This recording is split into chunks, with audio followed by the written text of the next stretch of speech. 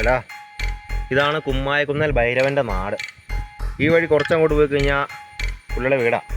ഈ വഴി അങ്ങോട്ട് പോയി കഴിഞ്ഞാൽ കാണുന്ന മൊത്തം അയാളുടെ പറമ്പാ. കോടാനുകോടി സ്വത്തിന് ഉടമയാ ഉള്ളി.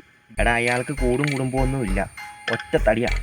ഞാൻ പറഞ്ഞ പോലെ നീ കാര്യങ്ങളൊക്കെ ചെയ്താണ്ടല്ലോ, പിന്നെ നമുക്ക് പോളാം. പറഞ്ഞ കാര്യങ്ങൾ നല്ല വൃത്തിയായിട്ടും വെടിപ്പായിട്ടും ചെയ്യാന്നുള്ളതാ ഈ കത്രികപ്പൂട്ട് മണിയുടെ ഒരു പ്രത്യേകത. അതുകൊണ്ടാണ് നിന്നെ തന്നെ ഈ പണി ഞാൻ ഏൽപ്പിച്ചത്. വേറെ ഒരൊറ്റ ഒരുത്തിനും വിശ്വസിക്കാൻ കൊള്ളത്തില്ല. പിന്നെ നിന്റെ ഈ കത്രികപ്പൂട്ട് മണി കിണി എന്നുള്ള പേര് ദൈവത്തോടെ പറഞ്ഞു പോയല്ലോ. നാട്ടുകാർ ചോദിച്ചാലും നിന്റെ പേര് കുഞ്ഞായി. അപ്പം മൊത്തത്തിൽ ഒരു 3-4 മണിക്കൂർ ഇവിടെ കിടന്ന് വരകണം അല്ലേ? 1 2 3 4 4 കൂടിയൊരു മുക്ക്. ഇതാണോ നാക്കുമുക്ക്? പറഞ്ഞ കാര്യമൊക്കെ ഓർമ്മയുണ്ടല്ലോ. ഞാൻ പോയിട്ട് വൈകിട്ടത്തേക്ക് വരാം.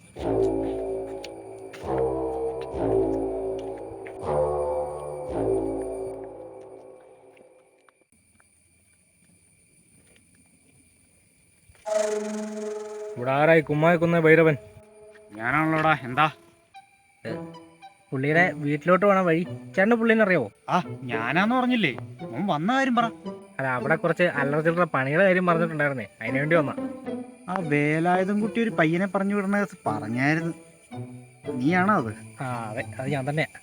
ഓ, ഞാൻ ആ റബ്ബർ ഷീറ്റ് ഒന്ന് നോക്കാൻ വേണ്ടി പോകാൻ തുടങ്ങുമായിരുന്നു കവലയ്ക്ക്. ഒരു കാര്യം ചെയ്യ്, നീ വാ. ഷീറ്റൊക്കെ ഒത്തിരി ഉണ്ടോ? ഓ, എന്നാ പറയാനാ, ഈ പ്രാവശ്യം ഇച്ചിരി കുറവാ. 10,000 എണ്ണമൊക്കെ ഉള്ളൂ. 10-15,000 ഒക്കെ കിട്ടിക്കൊണ്ടിരുന്നതാ. ഇവരെന്നെ ഇയാളെ കണ്ടിങ്ങനെ സംസാരിച്ചോണ്ടിരിക്കുന്നേ.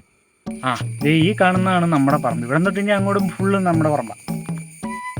കാപ്പിക്കുരും കൊക്കൊക്കെ ഇച്ചിരി കുറവാ. കൊക്കൊക്കെ എന്ന് പറയുമ്പോ പെട്ടെന്ന് ഉണ്ടാവുമായിരിക്കുമല്ലേ? ഉണ്ടാവൂന്ന് വെച്ച് കഴിഞ്ഞിട്ടുണ്ടെങ്കിൽ അടിക്കാറുണ്ട്. അടിക്കാറുണ്ടോ? ഏതാ പറയണ്ട്? മദ്യം അടിക്കണാരും അല്ല പറഞ്ഞേ, തുരിശും മരുന്നൊക്കെ അടിക്കാറുണ്ടെന്നേ. വിഷം അടിക്കുന്നു. ഇവനെ ഒറ്റയ്ക്ക് വിട്ട് കഴിഞ്ഞാൽ ശരിയാകില്ല എന്ന് വാസോണ്ടാണ് എനിക്ക് നേരത്തെ ഒരു സൂചന തന്നതാ. ഇനി ഇവന്റെ നീക്കങ്ങൾ നിരീക്ഷിച്ചില്ലേ ശരിയാകത്തില്ല. മെയിനായിട്ട് നോക്കേണ്ടതെന്ന് പറഞ്ഞിട്ടുണ്ടെങ്കിൽ റബ്ബറാണ്. കഴിഞ്ഞ പ്രാവശ്യത്തെ റബ്ബർ ഷീറ്റ് വിട്ടിട്ട് എനിക്ക് വൻ നഷ്ടമായി. 25 ലക്ഷം രൂപയെ കിട്ടിയുള്ളൂ. 25? എടാ കൊച്ചെ, നീ പറയണത്? എടാ, 25 ലക്ഷം ഒന്നും അല്ലെന്നേ. എടാ, കഴിഞ്ഞതിന്റെ മുമ്പിലത്തെ വർഷം 75 ലക്ഷം വരെ കിട്ടിയിട്ടുണ്ട് ഇവിടെ. പിന്നെ എന്നാന്ന് വെച്ച് കഴിഞ്ഞിട്ടുണ്ടല്ലോടാ, നമ്മുടെ കൂടെ പണിയെടുക്കണമാരെ ഒന്നും വിശ്വസിക്കാൻ കൊള്ളത്തില്ല. ഒക്കെ എണ്ണം കള്ളന്മാരുടാവേ. ഈ കള്ളത്തരം കാണിക്കണവനൊക്കെ കാലേ വരി തല്ലണം അല്ലേ? എടാ, ഞാനിവിടെ പണിയെടുക്കണമാർക്കൊക്കെ ഡെയിലി 2000 രൂപ വെച്ച് കൊടുക്കാറുണ്ട്. ഈ പൈസയെ മേടിച്ച് വെച്ചിട്ട് ഇമാർ എൻ്റെ പറമ്പിൽ നിന്ന് കട്ട് കഴിഞ്ഞാൽ എങ്ങനെ ശരിയാവുന്നത്? എന്നില്ലേ വാ.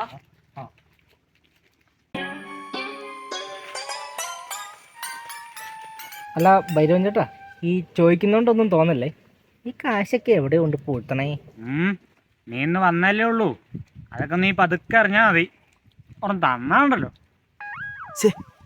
ഇവൻ ഇയാളോട് മിണ്ടി പറഞ്ഞേക്കാതെ പോയ കാര്യം നടത്തി തിരിച്ചു വരാനുള്ളതിന്. കപ്പേട വഴിയോടിയപ്പോ കാലുള്ളക്കി. ഈ ചെറുക്കനെ കപ്പക്കാട് പറഞ്ഞു വിട്ടിട്ട് ഇത് എവിടെ പോയി? മൊത്തം പള്ളയാണല്ലോ, പറിച്ചു മടുത്തു. മോനെ വന്നേ. കൊച്ചു കഴിവേറി അവിടെ കപ്പക്കകത്ത് കാടും പറിച്ചോണ്ടിരിക്കുക. അവിടെ ഒരു മൂട് കപ്പ ഇങ്ങനെ പറിച്ചാളതിന്. ഒട്ടുക്കത്തെ കൊതുകും. എന്നാ പള്ള ഇതിനകത്ത് ഇത്ര മണിക്കാറുണ്ടിട്ട് തെളിക്കാനൊന്നും ഇവിടെ ആരും ഇല്ലേ? കണ്ടൽക്കാട് പോലെ കിടന്ന കപ്പത്തോട്ടമാണല്ലോടാ കൊച്ചെ ഇത്. നീ മൊത്തം വെടിപ്പങ്ങാക്കിയല്ലോ. ഇവിടെ ഇത്രയും പണിക്കാർ ഇവിടെ ഉണ്ടായിട്ട് ഒറ്റ ഒരുത്തിന് ഇതുപോലെ പണിയെടുക്കുന്നു ഞാൻ കണ്ടല്ലോ. നീ ആള് കൊള്ളാലോടാ നീ. പിന്നെ നമ്മളെ പണിയാനായിട്ട് നിർത്തി കഴിയുമ്പോ പിന്നെ പണിയണ്ടേ ഭൈരവൻ ചേട്ടാ? എന്തൊരു ആത്മാർത്ഥത. നീയേ ഒന്ന് സിറ്റി വരെ പോണം. ഇതിനകത്ത് കുറച്ച് പൈസ ഉണ്ട്, ഇതൊന്ന് നീ ബാങ്കിൽ ഇടണം. അതിനകത്ത് ലിസ്റ്റ് കാര്യങ്ങൾ ഇടേണ്ടതെല്ലാം ഞാൻ ഇതിൻ്റെ അകത്തൊരു പേപ്പർ എഴുതിയിട്ടുണ്ട്. പിന്നെ ആ പച്ചക്കറി വറീതിൻ്റെ കടയിൽ നിന്ന് കുറച്ച് പൈസ ഇങ്ങ് തരാനുണ്ട്. അതും മേടിച്ച് ഈ ബാഗിലിട്ട് നീ വൈകുന്നേരത്തിനുള്ളിൽ സേഫായിട്ട് നീ പോരും കേട്ടോ. ഇവൻ്റെ പോക്ക് കണ്ടത്ര പന്തിയല്ലല്ലോ. ഇങ്ങനെ പോയി കഴിഞ്ഞാൽ പദ്ധതികളൊന്നും നടക്കത്തില്ല. ഇവനെ പൊക്കിയിട്ട് ഇവൻ്റെ ഉദ്ദേശം എന്താണെന്ന് അറിയണം. ഗുണ്ടയായിരുന്നു ഞാൻ, ആരും അറിയാതെ, ചായമൂഞ്ചാനറിയാതെ. എടാ കത്രികപ്പൂട്ട് മണി, നീ എന്നെ കണ്ടിട്ട് കാണാത്ത പോലെ പോവാനടാ. മഞ്ചാടി മണ്ണി മുന്നിലെ മൂഞ്ചലുകൾ. ഗംഗുവണ്ണേ? അല്ലടാ, നിന്റെ ചത്തുപോയ കൊച്ചപ്പൻ ഈഞ്ഞാച്ചു. നിങ്ങൾ വന്നേ. എടാ കത്രികപ്പൂട്ട് കള്ളം മണിയാ. നിന്നെ ഒരു പണി പറഞ്ഞ് ഇങ്ങോട്ട് വിട്ടേ, എന്നിട്ട് നീ അയാൾക്കുള്ള സഹായം ചെയ്തുകൊണ്ട് നടക്കണോ?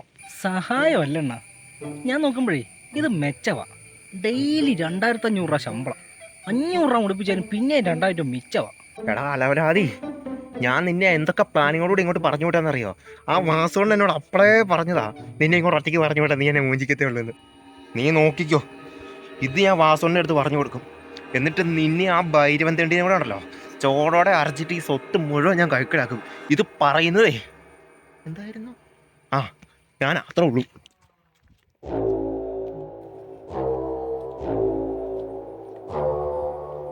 ഓ, കഴിഞ്ഞ ആഴ്ചയാണല്ലോ ഇവിടുത്തെ ഒക്കെ പള്ള പറിച്ചു കളഞ്ഞത്. ഇത്ര അവിടെ നിന്ന് കാടും കയറിയോ? ആ പുതിയ പയ്യനെ കൊണ്ടൊന്ന് പറപ്പിക്കണം. വരുവാൻ ചേട്ടായി.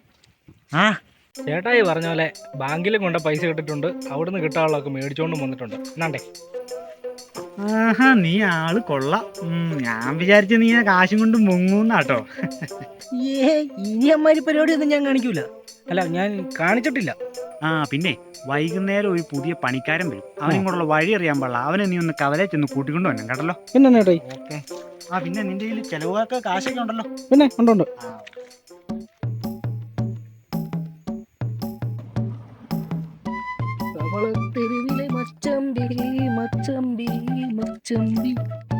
മാതൃഭൂമി, അപ്പൊ വേറെ ഭൂമിയുണ്ടോ? ഈ പുതിയ പണിക്കാരൻ ഇനി എവിടെയാണോ? പിന്നെ അവിടെ പോയി തപ്പിഞ്ഞ